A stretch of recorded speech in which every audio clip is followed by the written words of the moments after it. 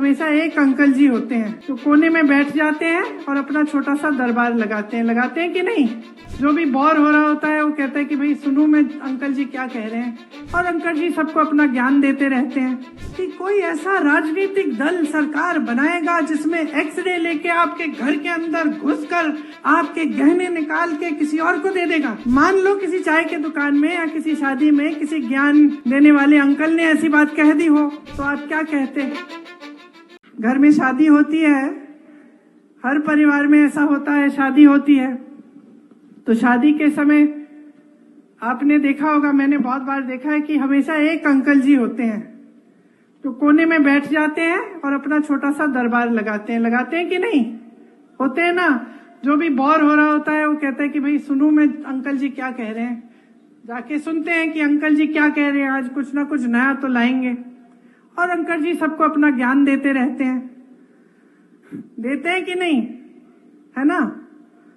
अब आप बताओ, एक दिन अगर आप ऐसे एक शादी में या कहीं भी आप चाय की दुकान में बैठे और एक ऐसे ज्ञान देने वाले अंकल जी बैठे हों और वो कह रहे हैं सबको कि सावधान हो जाओ, अब जब सरकार आएगी ना कांग्रेस की तो एक्सरे की मशीन लाकर तुम्हारे घरों में जो बक्से पड़े हैं और जो घरों में तुमने छोटा अपना बचत अपनी की हुई है या तुम्हारी महिलाओं के जो मंगलसूत्र हैं उसको एक्सरे से निकाल के ये सरकार चोरी कर लेगी और किसी और को दे देगी।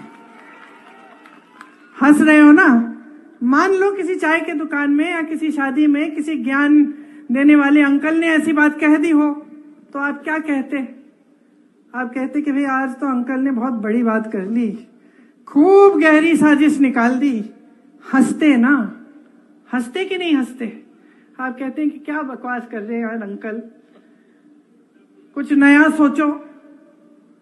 अब देश की परिस्थिति ये हो गई है कि उसी तरह से देश के सबसे बड़े प्रधानमंत्री जी जो सबसे बड़ा पद ले रखे हैं देश में, जिनके पास सबसे ज्यादा सत्ता है, उस पद की गरिमा को, उस पद की गंभीरता को आधार बनाकर ऐसी बकवास की बातें आपके सामने चुनाव